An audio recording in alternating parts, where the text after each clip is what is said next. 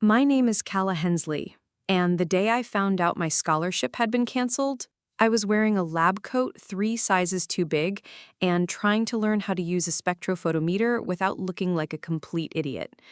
It was my first week at university, and the world smelled like potential and floor wax. I had worked for this, fought for it, applied to every program, scholarship, and grant that might make it possible.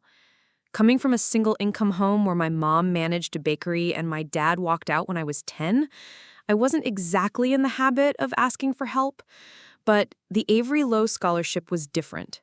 It wasn't just generous, it was prestigious. And somehow I had earned it. Me, the girl from a town where dreams went to die in used car lots and abandoned diners. But then, the email came. Subject, Scholarship Status Update. Dear Calla Hensley, we regret to inform you that your eligibility for the Avery Lowe Scholarship has been reviewed and subsequently withdrawn. I read the message 5 times. I didn't understand.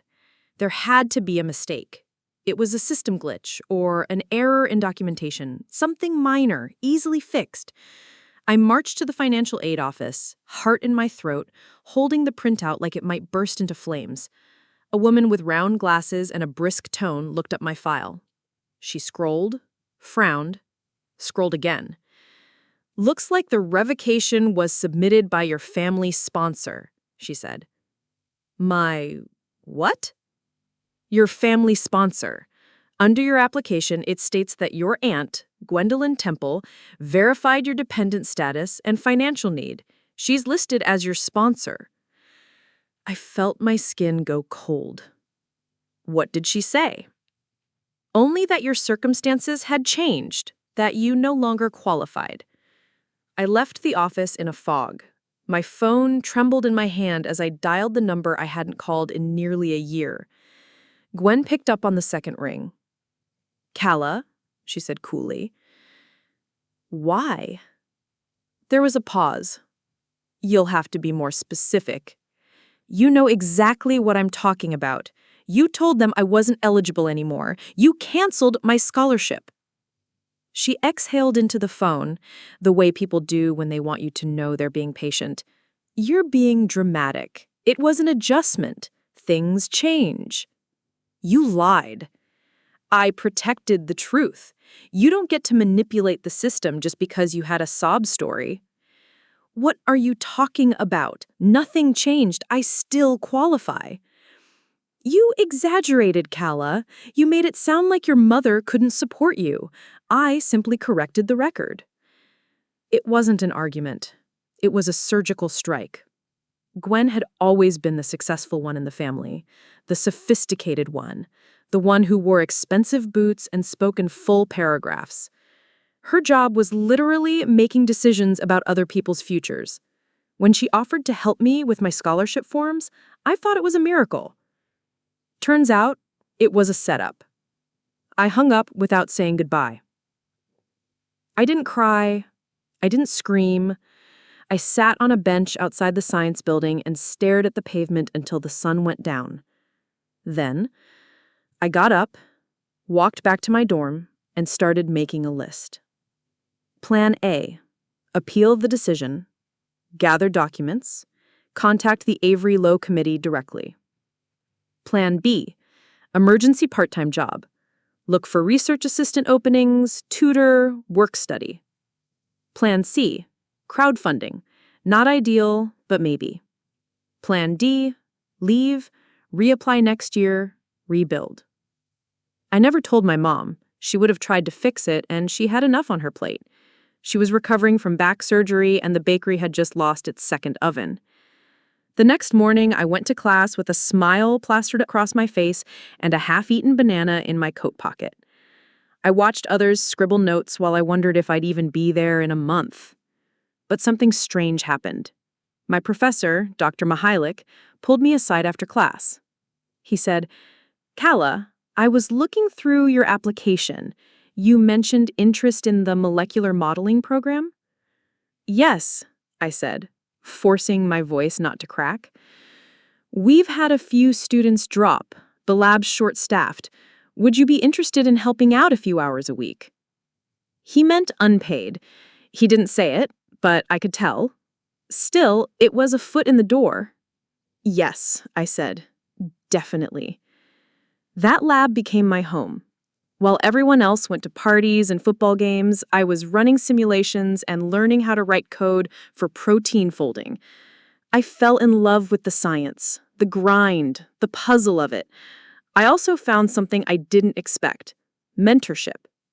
Dr. Mihailik wasn't warm, but he saw me, saw what I could become. He challenged me, and I rose to it. Slowly, he started recommending me for things: a research poster conference, a paid assistantship over winter break, a small grant. Every step forward came with resistance, though. I was always playing catch-up, covering gaps left by a scholarship I no longer had. My classmates had stipends and family networks. I had side hustles and vending machines. And yet, I kept going.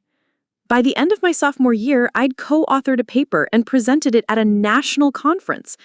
I started getting emails from grad schools, invitations to apply. But I never forgot what Gwen did. I still saw her name sometimes, in the footnotes of journal articles or as a panelist on education boards. She was respected, powerful, and I was just getting started. At the start of my third year, I applied for a new grant offered through the university's Alumni Innovation Fund. It was hyper-competitive, but I'd earned a shot. I got an interview. I walked into the room with my folder, my slides, and my sleepless nights stitched into every line of my proposal. And there she was, Gwendolyn Temple, sitting on the panel. She looked up, smiled faintly. "Miss Hensley," she said. The other judges were kind, curious. Gwen was a mask of professionalism. She didn't mention what she'd done, but when she asked her question, it was a torpedo disguised as a compliment. "Your project is impressive," she said, "but given your prior challenges with institutional funding, how do you intend to demonstrate long-term viability?" I met her gaze. By succeeding anyway. I got the grant. And that night, I started planning something I'd only dared dream about: the Calla Hensley Initiative for Underrepresented Women in STEM. It started small, just a concept paper. But by the time I graduated, I had a sponsor, an advisory board, and a signed agreement from the dean. It took another year to fundraise, another 6 months to establish legal structure, but when it launched, it was real. A fellowship, a mentorship pipeline, a stipend for women like me. And I named the first full-ride scholarship after the woman who taught me what gatekeeping looked like: the Gwendolyn Temple Award for Emerging STEM Scholars. I didn't tell her. I didn't need to. The press release made its rounds. There was a photo, a quote, a tribute. She found out, though. And a week later, I got an email. Subject: impressive. No body, no signature. I smiled. I had just begun. The next morning dawned with a sky the shade of old parchment, the sun climbing slowly as if cautious of the weight of the day's promises. I sat at my kitchen table, the edges of a freshly printed press release curling like the first pages of a novel. My coffee had gone cold, forgotten. I read and reread the lines announcing the Gwendolyn Temple Award for Emerging STEM Scholars, marveling at how raw ink on paper could feel like a declaration of war. They'd picked 5 recipients for the inaugural cycle, 6 women whose stories brought tears, rage, and admiration to everyone at the launch event. I'd invited mentors from across disciplines and backgrounds, a Nobel laureate in chemistry, a robotics pioneer, my own advisor, Dr. Mikhail, and, somewhat ironically, Gwendolyn Temple's former protege, Dr. Serena Kwan. I wanted every corner of the STEM world represented, so these scholars would know they were part of something bigger than themselves. The ceremony was held in a refurbished lecture hall at Crestview University, the seats filled with undergraduates, faculty, journalists, and a handful of prominent donors. I stood behind the podium, the seal of the university emblazoned on its front, and felt every eye in the room. I began by recounting my own journey, the lab coat too big, the canceled scholarship, the nights spent studying under dim streetlights. When I spoke of Gwendolyn Temple, I did not mention the betrayal. I spoke instead of the catalyst she unknowingly became. The greatest lessons sometimes come from the hardest blows, I said with a steady voice. Today, we transform what was intended to hold us back into the fuel that propels us forward. Applause thundered. Cameras flashed. I scanned the audience, and my gaze landed on an empty seat near the front. 3 rows back, Gwen's trademark aubergine blazer lay draped over the back of a chair, but she was not there. I felt a prickle of satisfaction and disappointment. She'd received the invitation. It wasn't a secret. She'd simply chosen not to show. After the formal presentations, the hall emptied into a courtyard where canopies of string lights made the evening air sparkle. A live string quartet played Glass's piano concerto, and trays of hors d'oeuvres wove their way among the guests. I took a moment for myself, breathing in the hum of conversations, the clink of wine glasses. My phone vibrated with texts from family and friends across the globe, sending congratulations and asking if I was okay. I wasn't. Not entirely. Then I saw her. She drifted through the crowd like a relic come to life, Gwendolyn Temple, in flesh and bone, stepping between classmates I hadn't known she still kept. Nostalgia and regret wove through her stance. Her eyes found mine, and time nodded. I felt 100 worlds collide in that moment. The scholarship committee's regret, my mother's whispered prayers, the silent nights in the lab, the press release that heralded my triumph. She stopped within arm's reach. Her lips curved into something, maybe a smile, maybe a mask. She held out her hand. I hesitated, mind roiling, before I shook it. "Kala," she said, voice soft with an accent I'd only ever heard in the hum of phone lines. "Gwen." "Congratulations," she said. "This initiative, it's impressive." I took a breath. "Thank you." The quartet shifted notes in the background, a gentle prelude. The air felt electric, like the night itself held its breath. She said nothing more then, turning gracefully as if she owned every inch of the courtyard. She melted into the sea of faces. I watched until she vanished around a corner, leaving me with half a heart that leaped and half that sank. Weeks later, the first scholarship cycle ended. I sat in Dr. Mikhail's office, a stack of reports before me, research progress assessments, mentee journals, budget reconciliations. The Kala Hensley initiative was no longer just a dream. It was a living, breathing ecosystem, and now it demanded my total attention. The door opened, and Serena Kwan stepped in. She was slender, poised, her dark hair coiled into a tight bun. She sat across from me without asking, placing her palms flat on the desk. "We've got a situation," she said. I glanced at the clock. 3:17 p.m., midweek haze. "It's Hannah Prescott," Serena's voice tightened. "She's one of our scholars." My heart skipped. Hannah was brilliant, neuroscience major, decorated with half a dozen fellowships before choosing ours. She had presented preliminary data on synaptic plasticity that had PR potential. I leaned forward. "What about her?" "She's been offered a spot at the Cromwell Institute's postgrad lab. Full stipend, full benefits. It's essentially a guarantee of her PhD." Serena's brows knit. "So?" I asked, though I knew. "So, she might leave." I closed my eyes.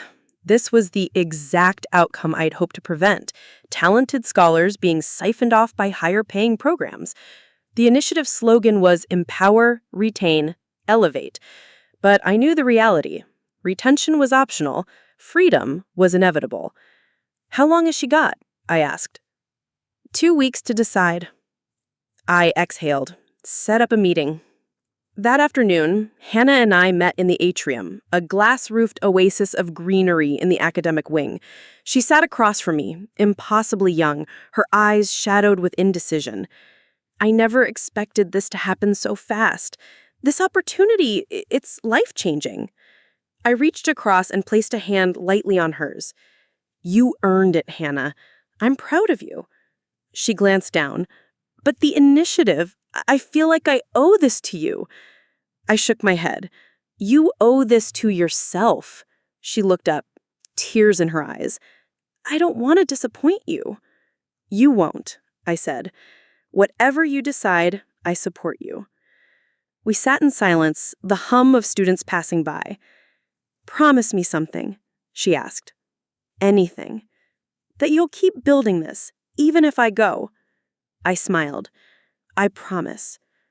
When she left, I felt a hollow ache, but I reminded myself, empowerment wasn't containment. If the initiative did its job, our scholars would have options beyond anything I'd ever dreamed. Late that night, alone in my office, I reviewed emails.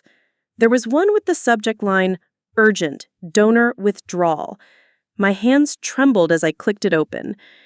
It read simply, Dear Ms. Hensley, regretfully, I must rescind my pledge of $250,000 to the Kala Hensley Initiative. Circumstances beyond my control compel this decision. Please consider this notice effective immediately. Sincerely, Lawrence Boyd. Lawrence Boyd was a venture capitalist with deep pockets. The Boyd Foundation had agreed to anchor our second funding season, promising matching gifts that would double any donation up to $500,000. Without that, the initiative would face a six-figure shortfall. I stared at the letter for a long time. Around me, the soft glow of my desk lamp made my shadow loom like a specter. I felt that old, familiar knot of fear, but it was tinged with something else. Resolve. I grabbed my phone, dialed my mentor. Dr. Mikhail, it's late, I know. I need your help. Tomorrow, I would call every major donor, every board member, every alumnus I had ever met. I would present a new plan. Leaner, bolder, more resilient. If I had to crowdfund $1 million, I would.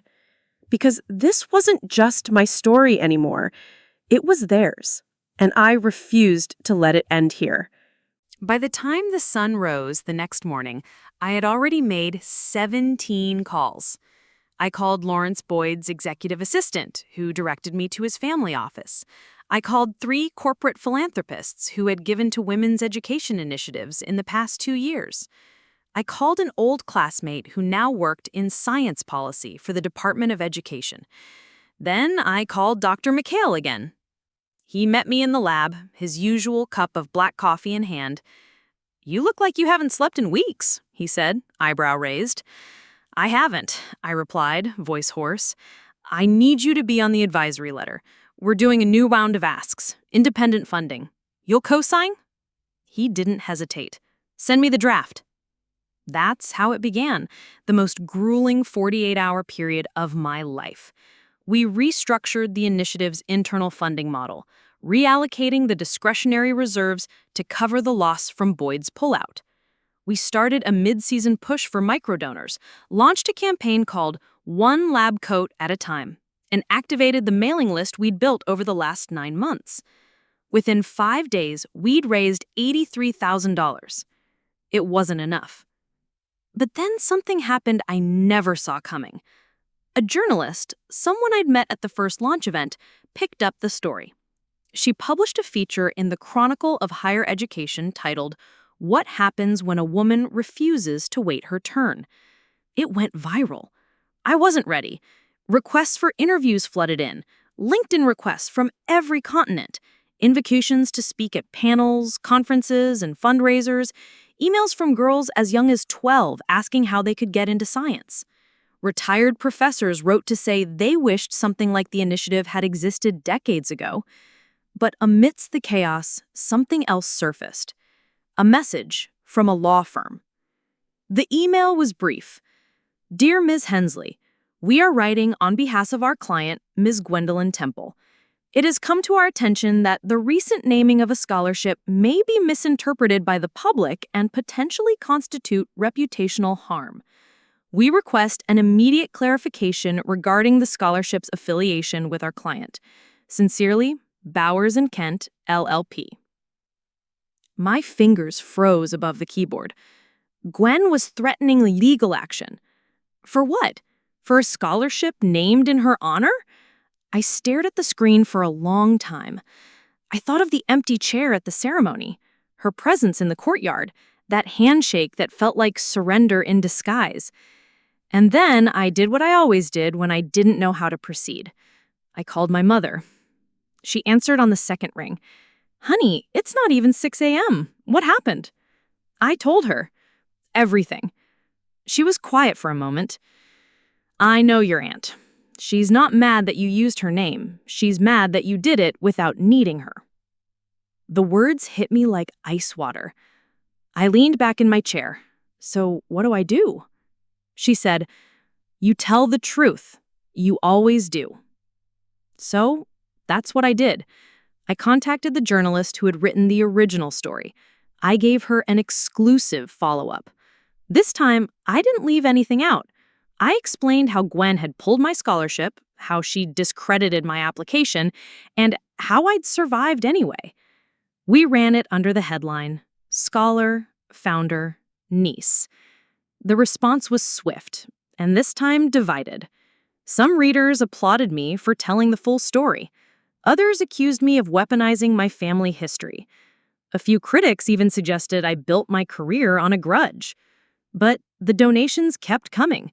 Within 10 days, we hit our revised target. And then we exceeded it. $612,472.37. It was enough to endow 2 more scholarships, fully, forever. I had made peace with the backlash until I received an unmarked envelope in the mail. Inside was a letter, handwritten, no return address. "Calla, this will be the last time I reach out. You've made your choices, I've made mine. For what it's worth, I never thought you'd make it this far. But you did. That doesn't make me proud, it makes me obsolete. That's what you really wanted, isn't it? Don't contact me again. N dash." I folded the letter, placed it in my drawer, and stared out the window. The city moved beneath me, honking taxis, the occasional siren, pedestrians carrying their dreams in paper cups and leather satchels. That weekend, I was scheduled to speak at the Global Women in STEM Summit in Berlin. I flew out on Friday, landed Saturday, and by Sunday morning, stood on stage in front of 2,000 people.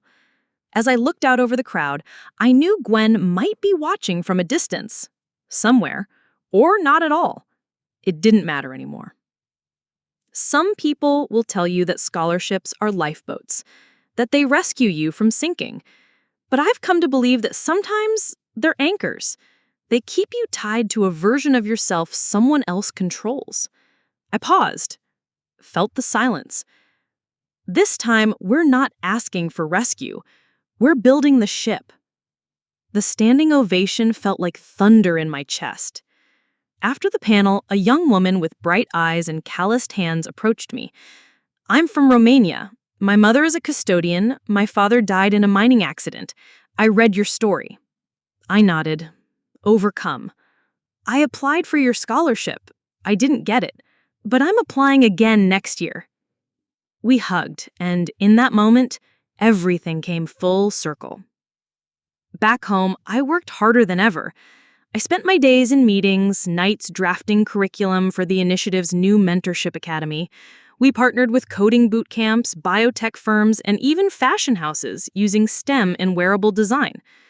And then came the invitation I never expected. The Avery Lowe Foundation wanted me to speak at their centennial gala, the same foundation whose scholarship I'd lost, the one Gwen had stripped away. It wasn't lost on me. The theme of the night was legacy through education. I wore a black dress and silver heels, my hair pulled back into a low knot. As I stepped onto the stage of the Lexington Opera House, I took a long breath. I once lost a scholarship I thought defined my future. But what I didn't realize was that losing it gave me something else: fire, direction, the chance to build something that couldn't be taken away. I didn't say Gwen's name. I didn't need to. But in the back of the room, just before the house lights dimmed, I saw her. She stood near the exit, her face half in shadow, half in light. We didn't speak. We didn't need to. Because sometimes the best revenge isn't revenge at all. It's legacy. After the Avery Lowe Gala, I returned home to a stack of unopened letters and a week's worth of messages marked urgent. I ignored them for a full day. I let myself rest for once in the quiet. In the stillness of my own space, the hum of fluorescent kitchen lights felt almost sacred. I brewed tea, folded laundry, listened to an old recording of my thesis presentation just to laugh at my nervous stammering. But the world never pauses long. When I finally checked the letters, one stood out. It wasn't handwritten. It wasn't threatening. It was official. Crest of the Ministry of Education, United Kingdom, stamped in gold. The letter was an invitation. To Ms. Calla Hensley, the Education Ministry is convening a transatlantic roundtable on educational equity in London. Your leadership with the Calla Hensley Initiative has garnered international recognition. We request your presence as a panelist and keynote contributor. I exhaled, slowly. London. I'd never been. I accepted. The following month blurred into a flurry of international coordination: flights, speaking prep, updating the initiative's annual report for the new fiscal cycle. Somewhere between the visa application and a Zoom call with a Brazilian STEM nonprofit, I learned that the Gwendolyn Temple Award, now entering its third cycle, had been nominated for the Global Education Breakthrough Prize. And still, I felt unfinished. Not because I wanted more recognition, but because, in some way I hadn't yet understood, Gwen's absence at the gala, the glimpse of her in the shadows, had reopened something. A question. Why? Why did she do it? Why sabotage my scholarship? Why set me up for failure? I never got to ask, and I wasn't sure I wanted the answer. London was cold when I arrived. Rain streaked the taxi windows as I passed through old stone districts and neon-lit intersections. I stayed in a small hotel just off South Kensington, within walking distance of the roundtable venue. My keynote was scheduled for the second evening of the 3-day summit. The first day passed in a fog of nerves and networking. I listened to panels on digital access in rural districts, on algorithmic bias in standardized testing, on private equity's influence on academic policy. Smart people, big ideas, but it all felt surface. So when I stood to give my keynote, I tore up my prepared notes, literally, ripped them into 4 pieces. I came here to talk about systems, about change. But I realized sitting in this room that no system changes unless someone's story breaks it open.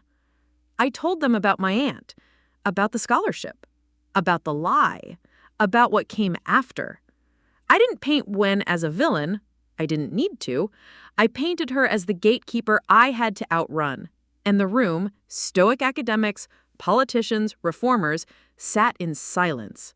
When I finished, they stood, applauded, not the polite clapping I'd grown used to, but full, resounding, standing ovation. That night, I returned to my hotel and found a note slid under my door. No envelope, no name. It said, "You never saw the whole board." I stared at the words. You never saw the whole board. Chess. It was one of Gwen's favorite metaphors. She used to say it to me when I was young, when we'd play strategy games and I'd complain about losing. Don't just look at the next move, Calla. Look at the whole board. I turned the paper over. Nothing on the back. But I knew who sent it. The next morning, I asked the front desk for camera footage. Nothing. No one had seen anything. No cameras faced my hallway. The roundtable continued. I delivered 2 more talks, made connections with education ministers from Kenya, Norway, and the Netherlands. I signed a new partnership agreement with a Berlin-based Women in Tech accelerator. But the note haunted me. Back in the States, I resumed normal life, or tried to. The initiative now had 15 active scholars, 2 regional hubs, and a growing alumni base. We launched a podcast. I taught a graduate seminar on nonprofit architecture. And then one spring afternoon, while reviewing mentee applications at a cafe in Boston, someone tapped my shoulder. I turned. It was her, Gwendolyn Temple. Not in her signature power suit, not with that lacquered composure. She wore a navy wool coat, her gray hair swept into a braid over her shoulder. "Calla," she said. I couldn't speak. "May I sit?" I gestured numbly. She sat, placed a cloth-bound folder on the table, and looked me in the eye. "You were never going to let you fail." My stomach turned. "You what?" She said, "I knew exactly what I was doing. When I pulled your scholarship, I also submitted your name to the Crestview underfunded Genius Pilot. It was an internal program, unofficial, anonymous donors, no recognition, no guarantees." I blinked. "That doesn't make it right." She nodded. "I know. Why didn't you just support me?" "Because you needed to outgrow me." I stared at her. "That's twisted," I whispered. She opened the folder. Inside were documents, old email threads, application drafts, recommendation letters. Her signature, my name. She said, "I guided from the shadows, and when you named that scholarship after me, I panicked. It was never about recognition, it was about control, and you took that away. You earned the kind of power I'd never had." I didn't know what to say. She stood. "I'm retiring next year. I've named you in my final report. I recommended you as my successor on the Education Futures Task Force." I blinked. "You think I'd take that?" She said, "I think you already have." She walked away, left the folder. I sat in silence for 10 minutes. Then I opened my laptop and submitted my resignation, not from the initiative, from its directorship. It was time to pass it on. Because she was right. I had seen the board now, and I wanted a new game. I didn't sleep that night. Not because of fear, but because for the first time since the initiative began, I could feel the tremble of endings and beginnings shaking hands inside me, a quiet tectonic shift. I sat on the floor of my apartment with the folder Gwen left behind, our tangled history pressed into paper, and read until dawn. There were things in there I hadn't known, things she never told me. Behind the betrayal had been a kind of brutal mentorship, names of people she'd called to put me on their radar, grant officers she'd spoken with, anonymous recommendations she'd submitted through back channels. She had quietly pulled strings behind my back, even as she ripped the floor out from under me. But none of it had ever come from a place of trust. It had been a test, a challenge, a manipulation. And that was the part I would never forget. So I stepped down. I called a meeting with the advisory board. They sat in a high-ceilinged room, the skylights cutting warm light across the oak table. I told them the truth. I wasn't walking away. I was evolving. The initiative needed new eyes, fresh energy. I would stay on the board, fundraise, mentor, but I would no longer lead day-to-day operations. They took it better than I expected. The board elected Serena Kwan as interim director. She cried when the vote was unanimous. That evening, I left the building with my arms empty for the first time in years. No binders, no tote bags, no schedules printed in red ink. I had no idea what came next, but I felt strangely free. I spent 2 months in silence, offline, unreachable.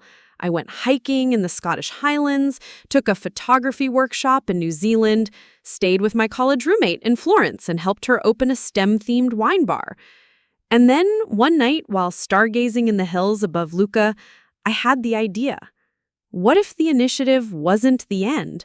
What if it was the first brick in a cathedral I hadn't even imagined yet? I returned to the States with a notebook full of scrawled outlines and a fire I hadn't felt in years. I called it the ARC Project. Where the initiative had focused on scholarships and mentorship, the ARC would be broader. Policy reform, public education campaigns, STEM curriculum redesigns, and international coalition building. It would focus not just on women in STEM, but on systemic scaffolding that kept whole communities out. This was bigger than me. So I did something terrifying. I invited Gwen. I sent her a formal proposal outlining the plan, the vision, the mission. I invited her to be a senior advisor on education infrastructure. I was no longer her student. We were equals now. She declined. But in her email, she wrote, "Kala, what you're building doesn't need my name on it. That's how I know it's real. WN." That was the last time I heard from her. 2 weeks later, I received a package in the mail. Inside was a small, elegant box. No note, no return address. Inside was a single object, a black knight chess piece, solid marble, heavy in my hand. I smiled because I understood. This story took us a long time. If you like it, subscribe. Now back to the story. The ARC project launched with little fanfare. I didn't want red carpets or feature pieces. I wanted proof of concept. We started in 3 cities, Detroit, New Orleans, and Sheffield, England, cities where educational pipelines had collapsed, where girls dropped out of math programs in 8th grade, where underfunded schools hadn't seen new science labs in decades. We didn't just give laptops and scholarships. We built labs. We rebuilt trust. I hired former initiative scholars as regional leads, brought in policymakers and engineers, planted gardens on school rooftops, taught data visualization in community centers, hosted career days at local cafes with physicists, epidemiologists, software engineers. And slowly, brick by brick, we built something that felt permanent. But it wasn't without setbacks. In our second year, a whistleblower from a partner org leaked internal documents claiming the ARC project's funding sources were compromised. An investigation followed, audits, media scrutiny. They found nothing. We were clean. But the damage had been done. Public trust wavered. It took a year to rebuild. And still, we kept going. The Gwendolyn Temple Award became one of 7 fellowships housed within the ARC project. We renamed it, with her blessing, as the Catalyst Award. I watched scholars who once needed help become mentors, leaders, changemakers. And then, in year 5, we hit a milestone I had only dreamed of. UNESCO invited us to help draft global policy recommendations on inclusive STEM access. I flew to Geneva, sat in a room full of international leaders, translators whispering in our ears, and watched the words "The ARC Project" projected onto a screen the size of a gymnasium wall. This time, I didn't speak. I listened. Because sometimes legacy isn't built by the loudest voice. It's built by listening hard enough to hear what's been ignored. The Geneva Summit changed everything. Not in the grand, cinematic way the movies portray, with confetti and spotlights and newspaper headlines, but in the quiet shift of tone in the conversations that followed. Suddenly, when I introduced myself, I didn't have to explain what the ARC project was. People already knew. We were on the map. In the weeks that followed, we were contacted by officials from South Africa, Colombia, and Singapore. They didn't want handouts. They wanted partnerships, collaborations. They wanted our blueprint, the one Gwen had once told me didn't exist. And so the second phase of the ARC was born, the mirror model. It was a system that allowed global communities to adapt our core principles into culturally relevant programs. It wasn't about exporting American ideals, it was about reflecting local needs with universal values: equity, access, imagination. I hired teams of regional researchers, anthropologists, educators, and technologists. The project headquarters moved from Boston to a rotating set of offices: Nairobi, Sao Paulo, Copenhagen, and Manila. I spent more time in airports than I did at home. My inbox exploded with white papers, pilot reports, interviews, and local curriculum proposals. But I also began to feel something else: the weight of momentum. It's one thing to build something, it's another thing to keep it alive without letting it consume you. By year 7, I was exhausted. Not physically, I had learned to pace myself, but emotionally. I missed anonymity, missed having a name that didn't carry expectations. I hadn't published a single personal research paper in 5 years.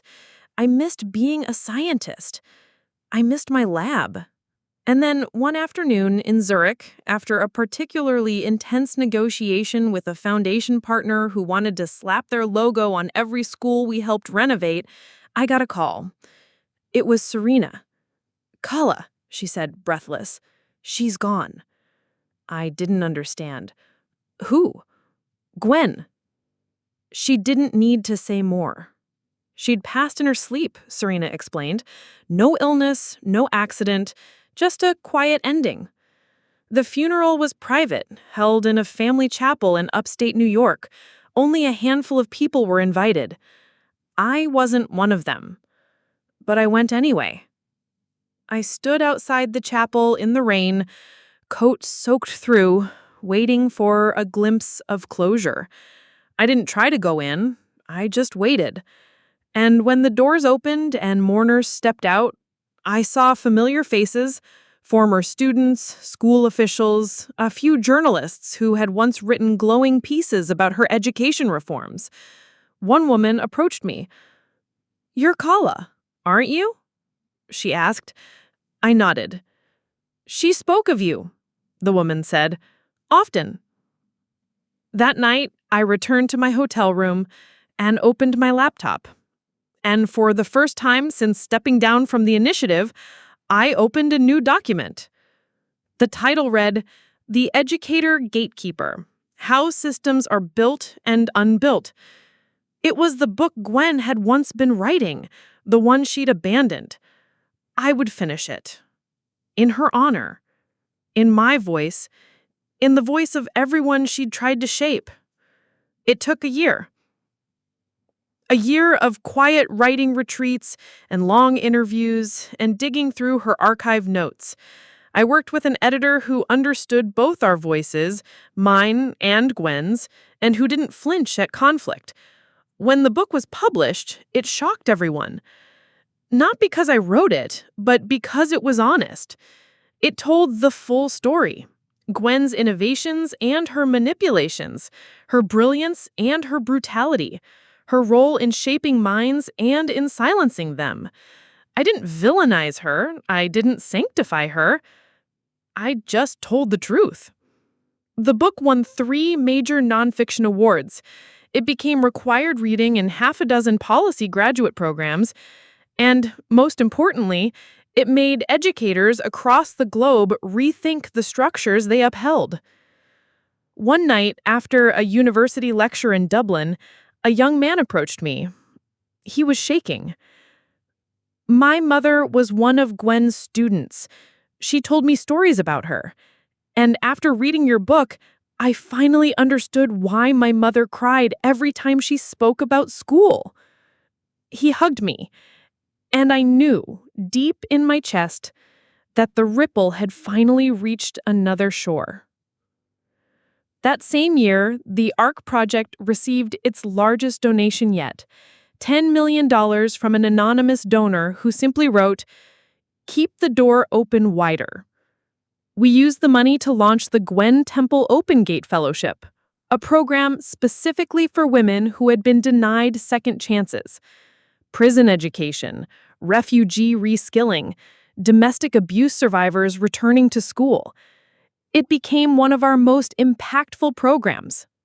And it bore the name of a woman who had finally, in her own flawed way, left the gates open behind her. After the ARC Project's 5th anniversary and the launch of the Gwen Temple Open Gate Fellowship, something strange began happening. Something I didn't expect. The phone calls stopped being about expansion. They started being about legacy. At first, it was subtle. A university president asking me to give a commencement speech and subtly suggesting they name a hall after me. A senator from California proposing a bill and wanting to include my story in its preamble. A European academic publisher pitching a biography project titled From Rejection to Revolution, the Kella Hensley Story. It felt surreal. I hadn't built the ARC project or the initiative to become someone's icon. I'd built them because I had been desperate to prove that what had happened to me wasn't just personal. It was systemic. I wanted to crack the wall that Gwen had once reinforced. But now, people wanted to enshrine me in that wall. So I said no to all of it. Instead, I took a sabbatical. I flew to the Faroe Islands, where I knew no one, and rented a tiny cabin on a cliff. No Wi-Fi, no cell signal, just sheep, wind, and the occasional northern lights. I brought only books, none written by me. For the first month, I barely spoke. And I began to remember who I was before the story started. Not before Gwen, not before the scholarship, before the pressure, before the endless speaking engagements and panel discussions, before the camera flashes and introductions that always ended with, and founder of, just me, Kella, a girl who loved science. So I did what I hadn't done in nearly a decade. I opened my old notebooks from undergrad. Protein modeling, biochemical simulations, RNA visualization techniques.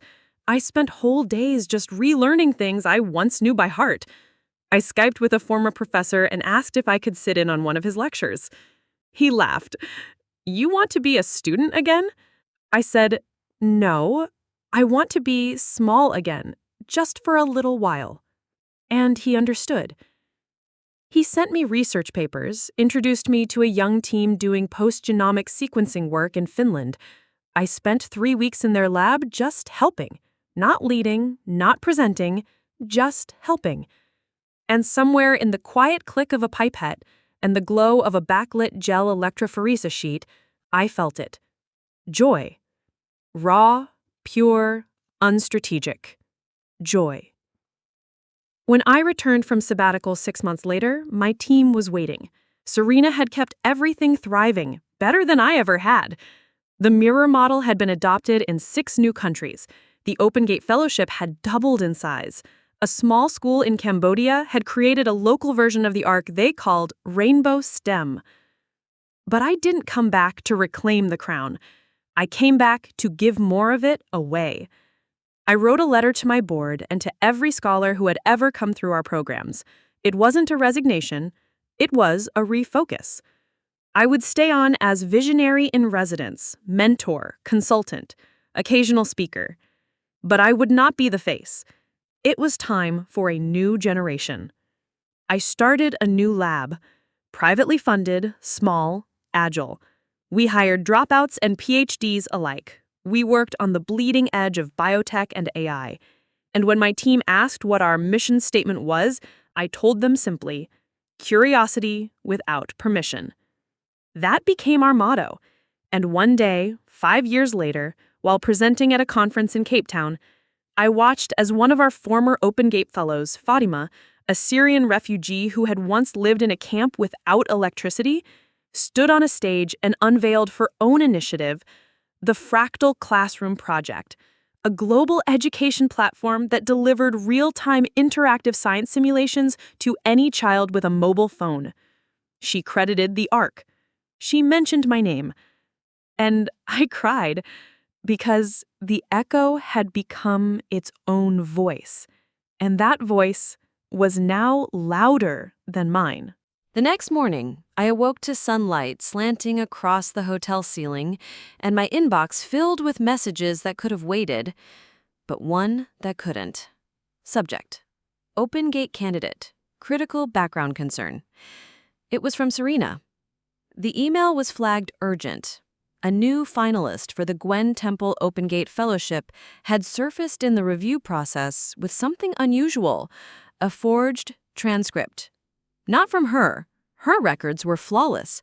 But the document had come from an intermediary, an education foundation that had vouched for her.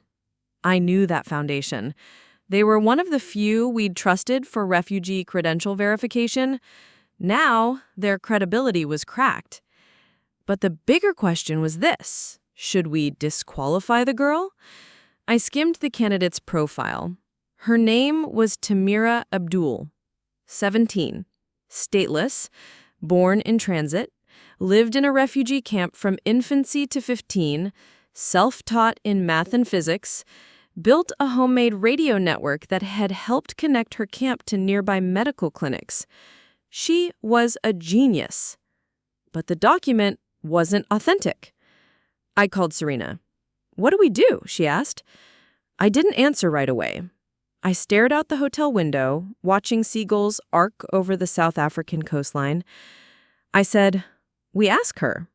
We let her tell us her story, and we decide based on the truth, not just the paper."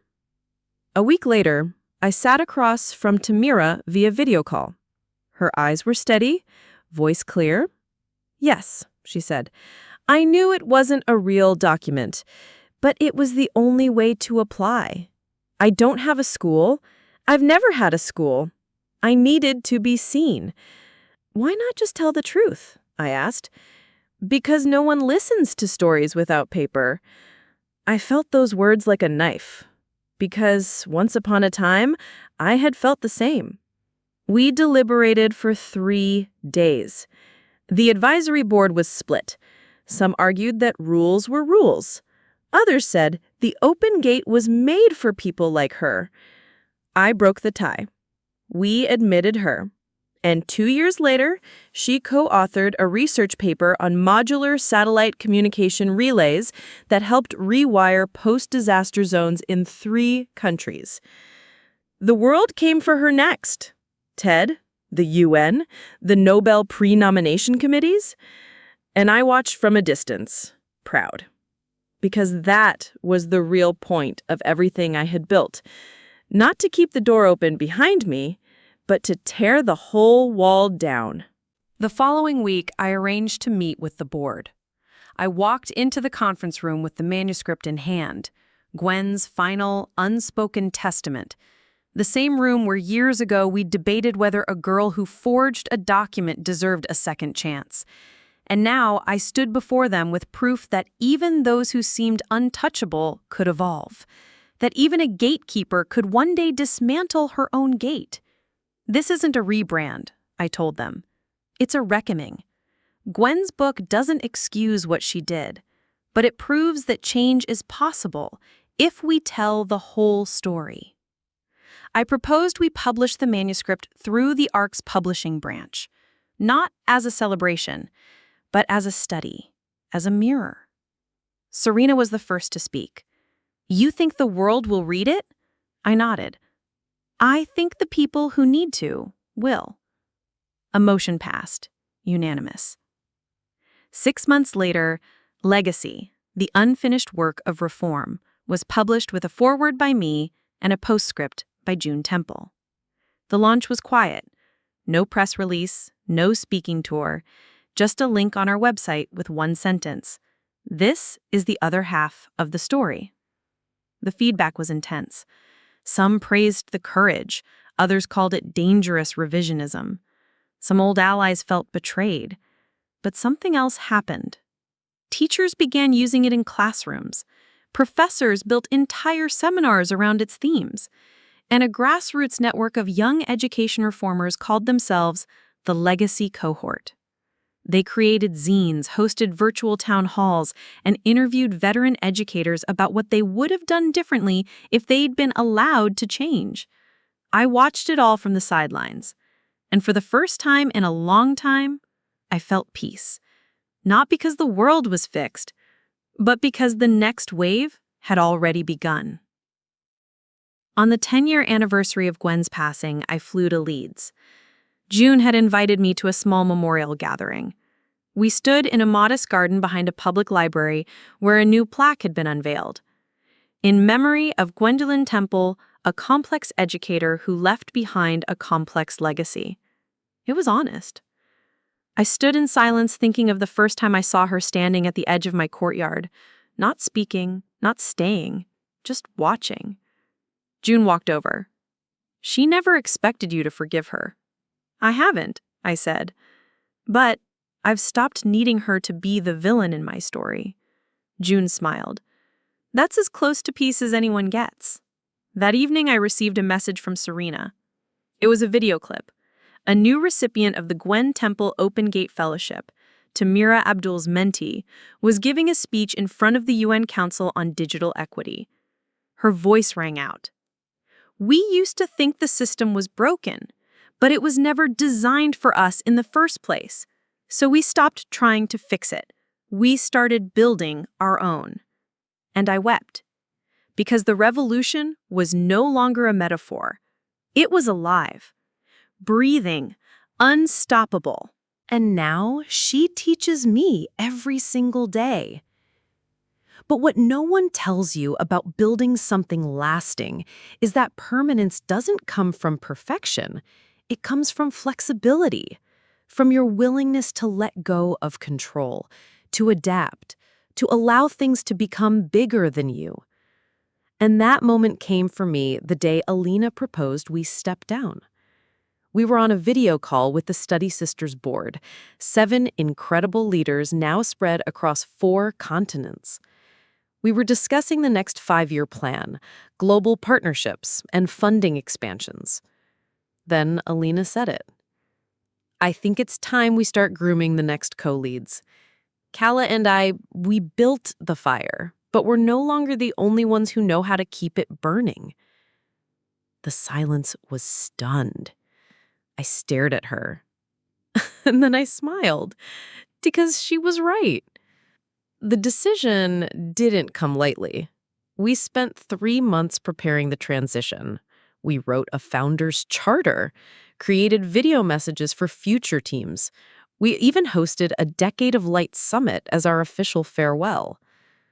The night before we stepped down, we sat under the same sycamore tree where so many of our milestones had unfolded. She pulled out a tiny lockbox. Inside were tokens from our journey.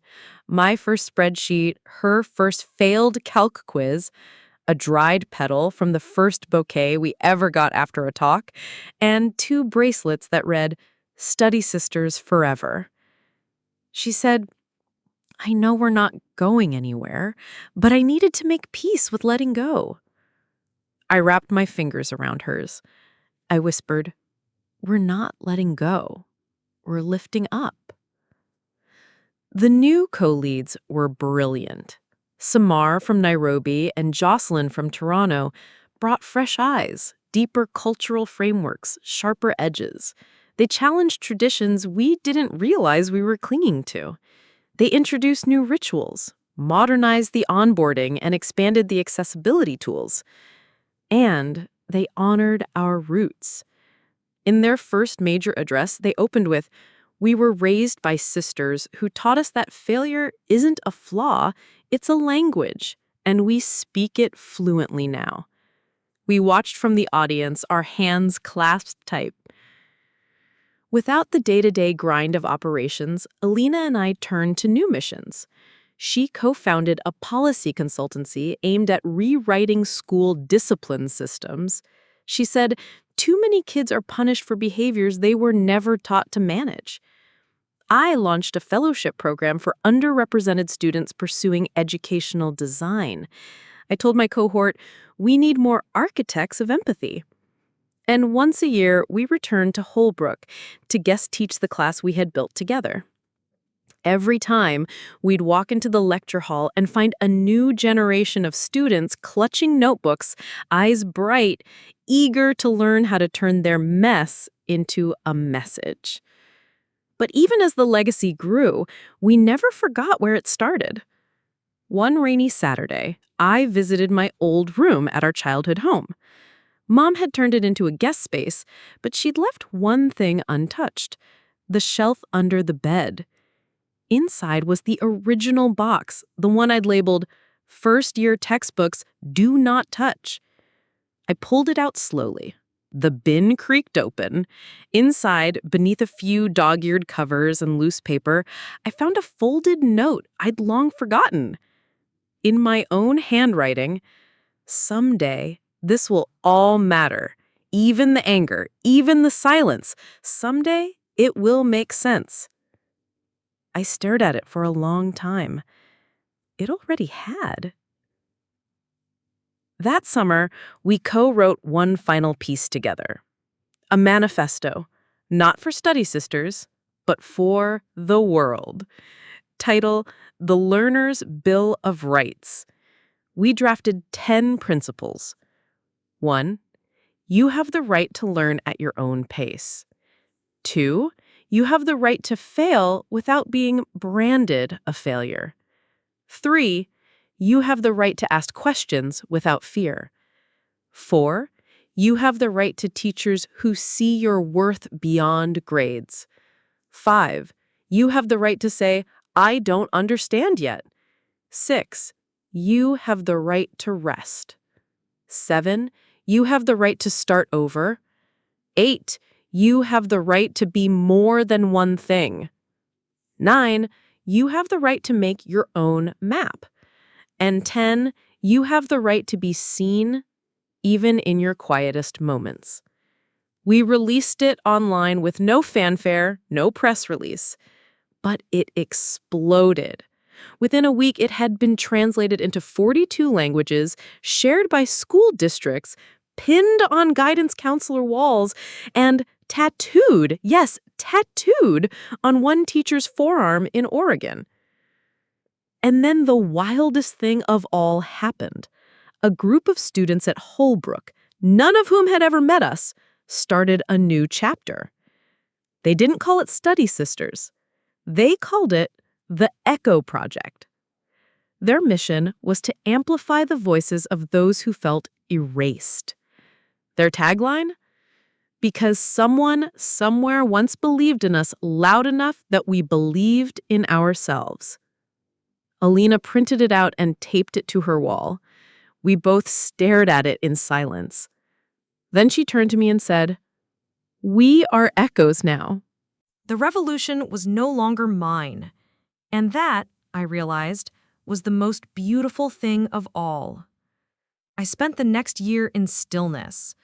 Not idleness, never that, but stillness in motion. I took walks through cities that didn't know my name.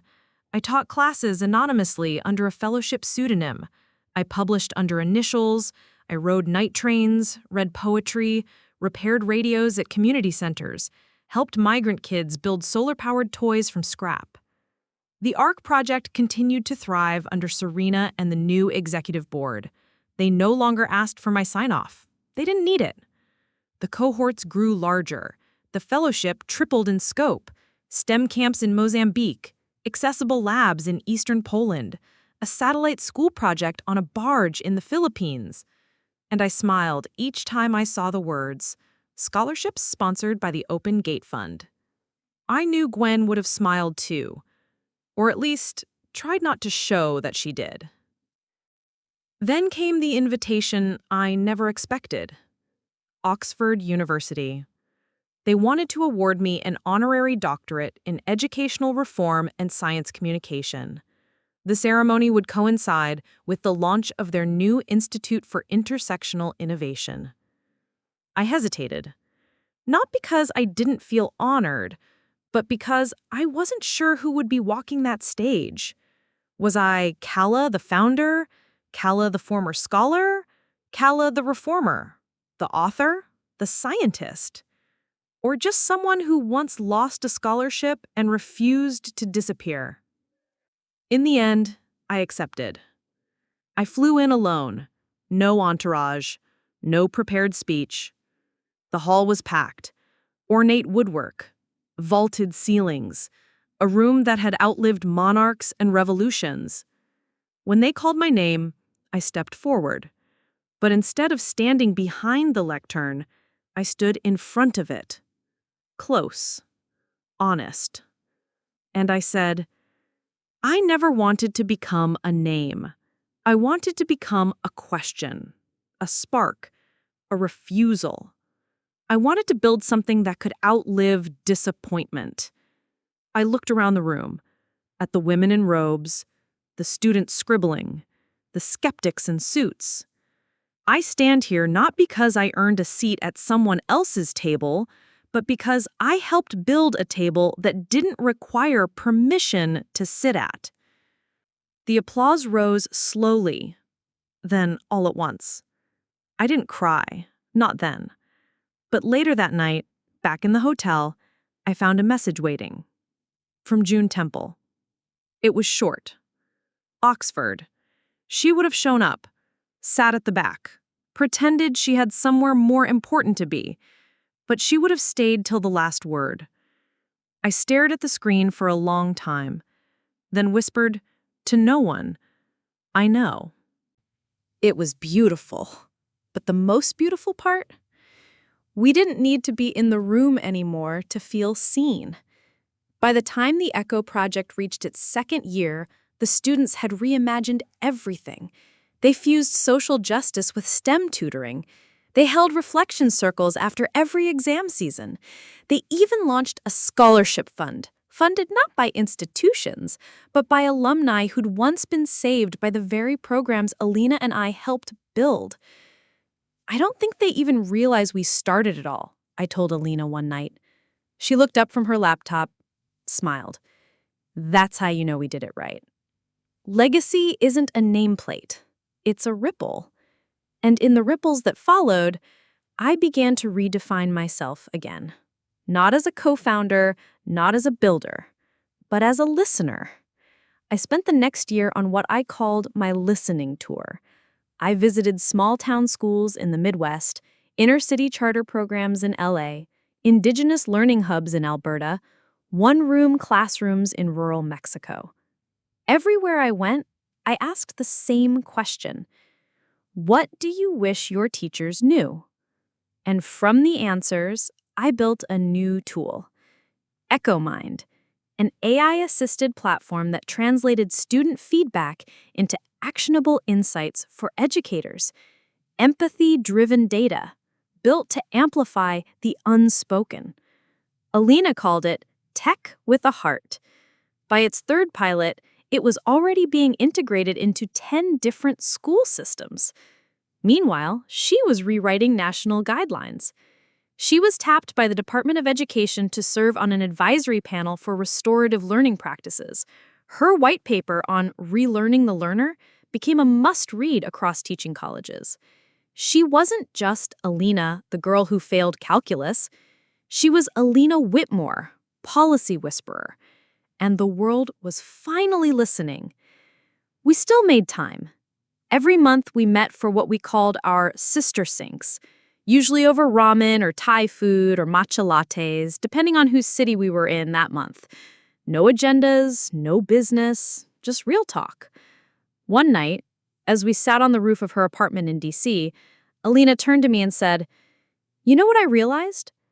You were my first safe classroom." I blinked. What do you mean? You never laughed at me when I got it wrong. You never said, you should know this.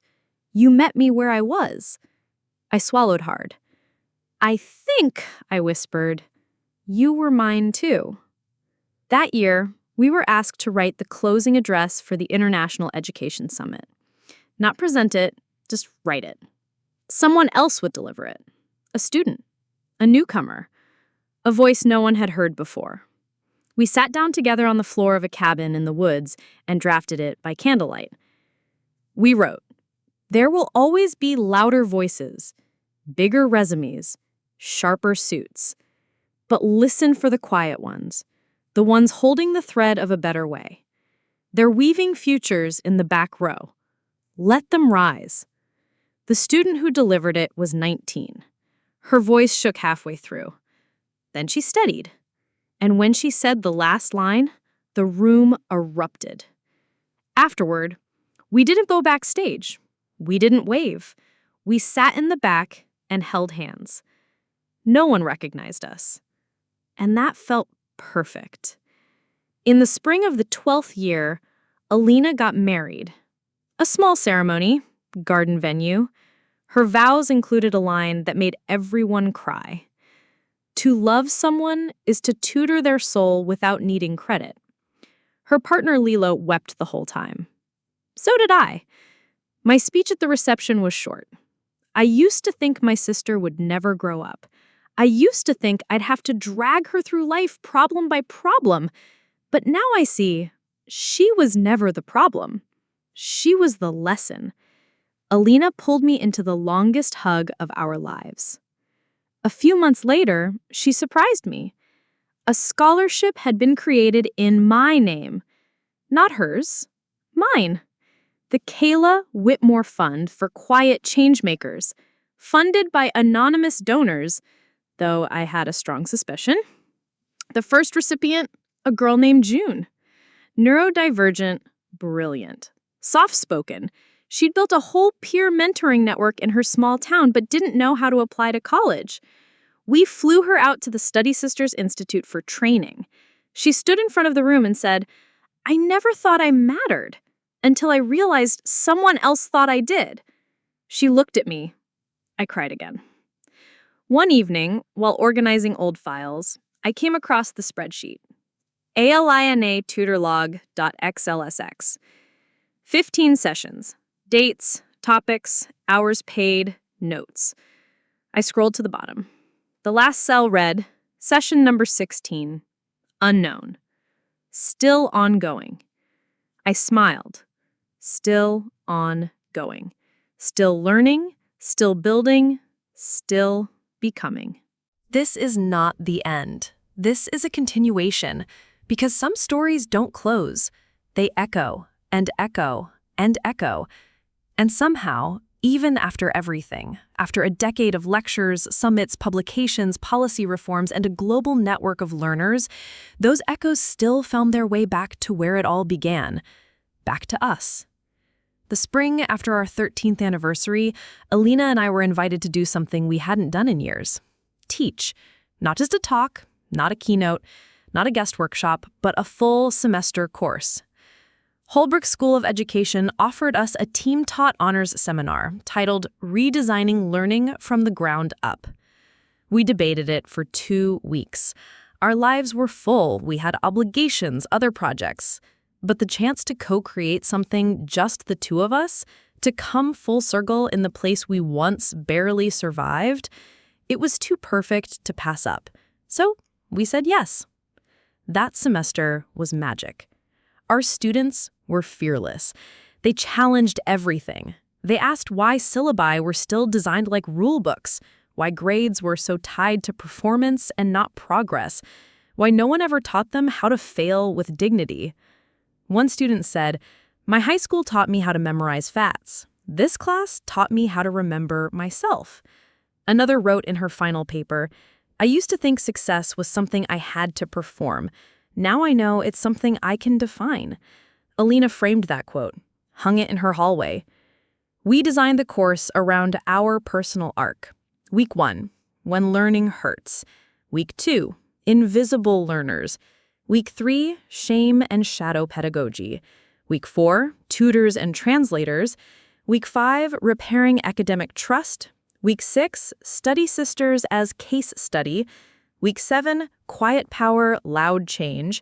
Week 8, systems that listen. Week 9, rewriting belonging. Week 10, blueprint building. Week 11, scaling empathy.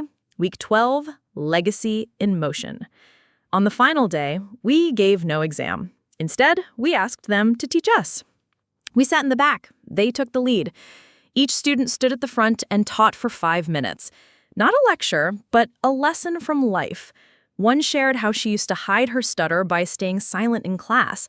Another taught us how she translated math formulas into choreography to understand them through movement. Every single one made us cry. The department head called the course a revolution in disguise. She asked us to submit the syllabus for a national teaching award. We declined.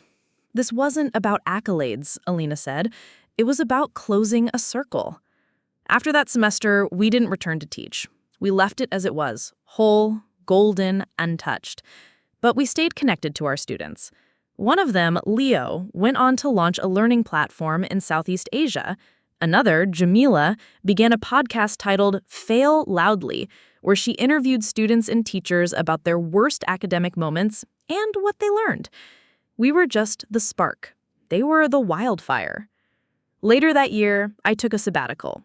Not for a project, not for a mission, for silence. I traveled to the coast of Portugal, rented a cottage with no internet. I read, walked, journaled. And finally, I started something I'd put off for years. A novel. Not nonfiction, not a memoir, a full-on fictional narrative. The story of two sisters, one who builds in silence, the other who breaks things to understand them. It was therapy. It was poetry. It was home.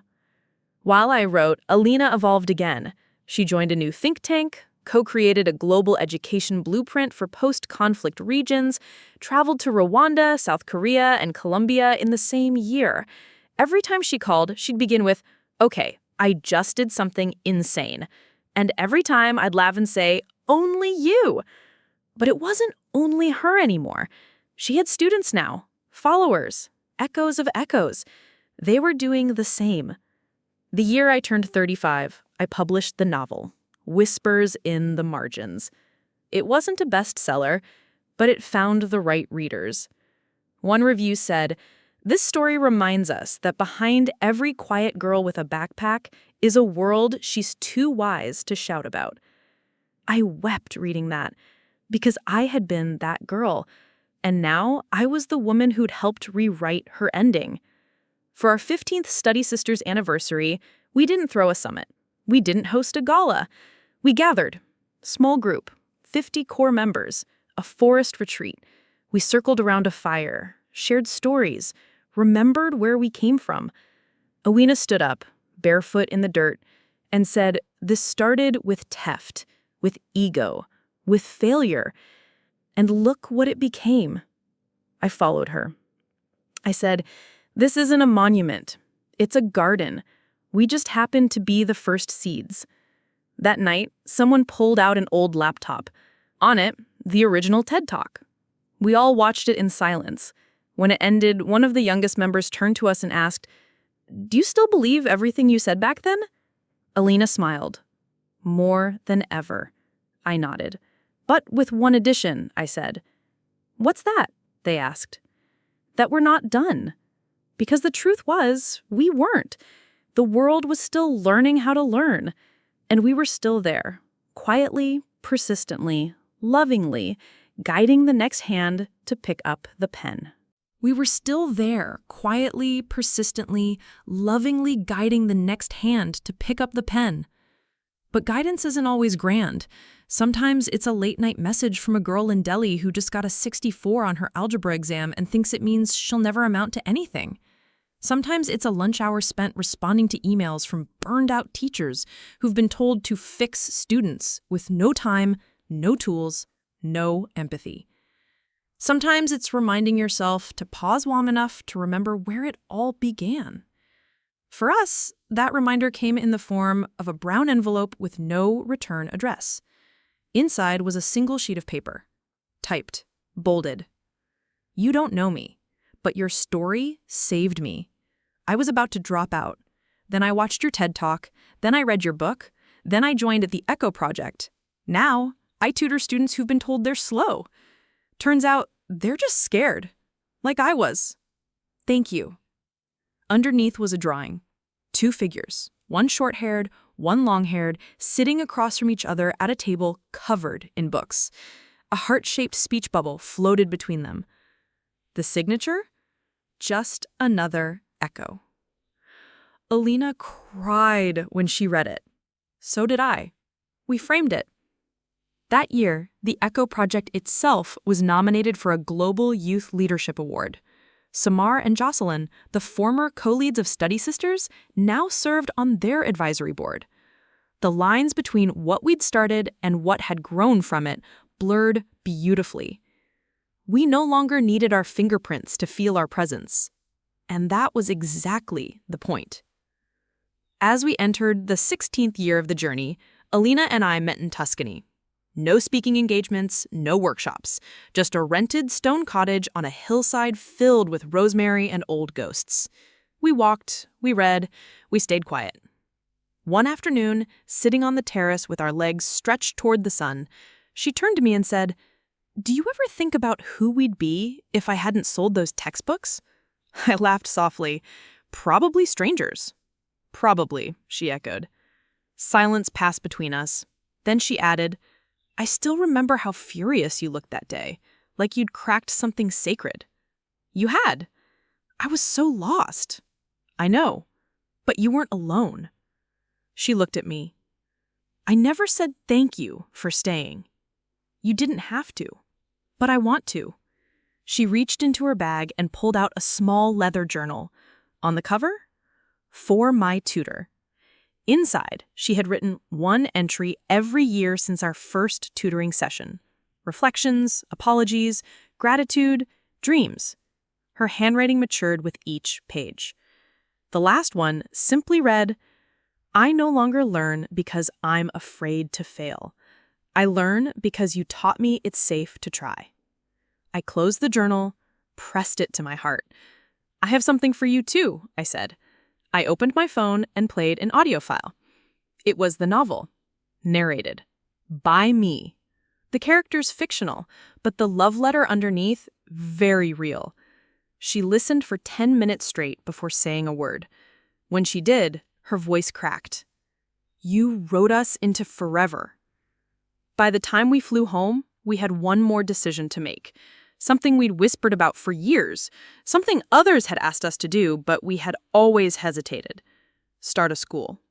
Not a traditional one, not brick and mortar, not bound by grades or standardized tests or bells. A digital, global, multimodal learning ecosystem. Name? Ecos Academy. Mission? To center the unheard and redesign learning around identity, belonging, and choice. Each learner would craft their own path, blending modules from our curated curriculum with live mentorship, community support, and project-based assessments. Built not for perfect students, built for students like Alina once was. It took 2 years to launch. Funding, staffing, licensing, infrastructure. We hired dozens of educators from around the world. Each one trained not just in their subject, but in how to listen, how to hold space, how to guide without controlling. We beta tested with 200 students from 14 countries. By month 3, over 4,000 had applied. The first assignment was the same for everyone. Write the story of the moment you stopped believing you were smart. Then, write the moment someone helped you believe again. The answers poured in. A flood of sorrow, a river of hope, and every single one, an echo. A month later, we held our first Echo Gathering, a virtual summit, panels, poetry, musical performances, student keynotes. The final session was ours. We didn't speak live, we pre-recorded it. A conversation, 2 voices, back and forth, old audio clips layered in, a gentle soundtrack. We ended it with, "We were never meant to be heroes, just humans, just sisters, one who forgot her worth, one who fought for it, and both who chose to grow." Then, silence. Then, applause from across the world. As the years continued, we watched Ecos Academy grow into something vast. Learners became guides, guides became leaders, leaders built their own branches. Echo France, Echo Nigeria, Echo Chile, Echo Japan, and eventually, we stepped back again. Not because we weren't invested, but because we trusted what we built and what it became. Because we trusted what we built and what it became. But no story worth telling ever truly ends. Not when it's woven into thousands of lives, stitched together by moments of courage, of quiet defiance, of radical love disguised as ordinary tutoring. That final year, the 15th, we didn't set out to make a big splash. No fanfare, no dramatic curtain call. Just an intention. To close the chapter with dignity and grace, so the next authors could begin theirs. But as always, the world had other plans. It started with a single email. Subject: Nomination, Calla and Alina Whitmore, Nobel Peace Prize in Education Innovation. I thought it was spam.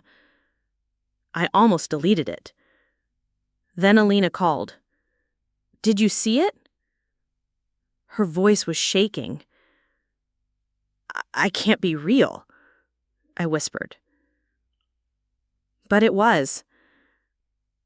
Someone, a coalition of educators, researchers, and international human rights advocates, had put forth our names for the Nobel.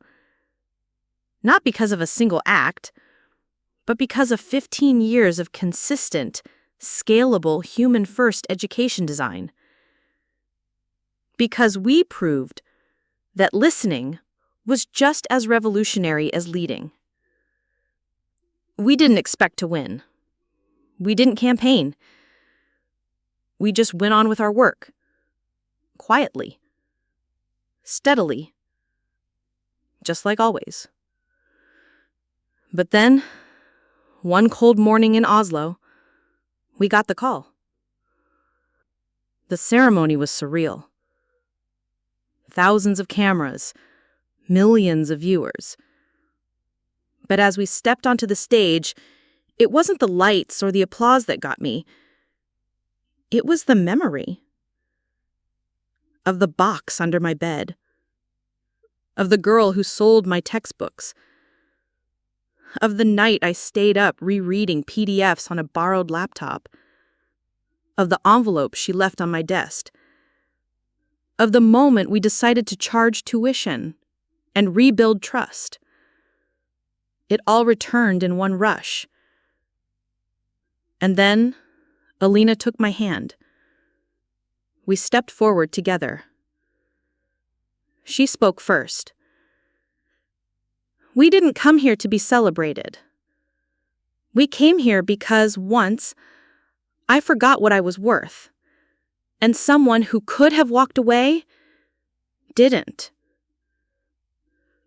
I didn't stay because I'm a saint. I stayed because I saw her. The real her.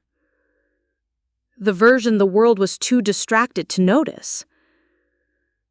And we built a bridge between who we were and who we could be. We believe every learner deserves that chance. Every sister. Every student. Every echo. A standing ovation followed. But what moved us most came the next day. We returned to our hotel to find a stack of letters. Hundreds of them. One stood out. Written in pencil by a boy named Eli, age 12.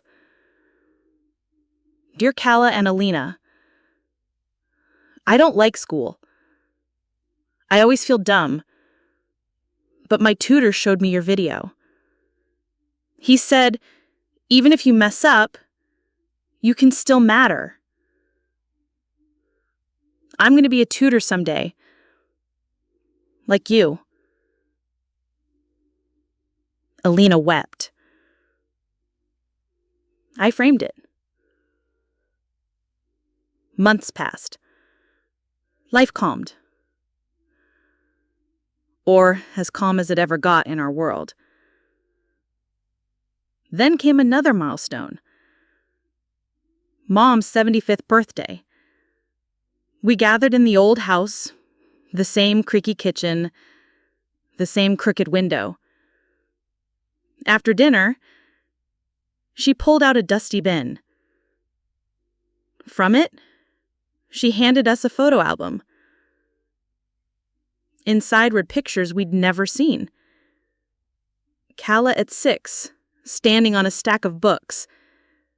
Me at 10, reading to her on the porch. One photo showed us asleep in the same bed. My arm around her, a book still open in our laps. Mom whispered, "You two are always teaching each other." Even before the world noticed. The final page of the album had a blank space. Alina reached into her purse, pulled out a new photo. It was us on the Nobel stage.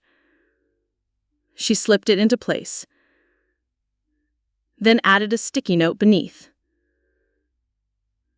For the record, I still owe her $700 in textbooks. We laughed so hard we cried. In the years that followed, our roles shifted again. We mentored, advised, consulted. But we didn't build new empires. We tended to what we'd grown. We visited eco campuses around the world. In Senegal, a 10-year-old explained climate science using a comic book he'd drawn. In Brazil, a group of teenage girls created a math tutoring circus, each act explaining an equation through movement. In Pakistan, a former refugee led a poetry circle for students who'd never written a poem in their lives. Everywhere we went, we saw traces of our DNA. But always transformed. On the 20th anniversary of the original Study Sisters Club, we were invited back to Holbrook.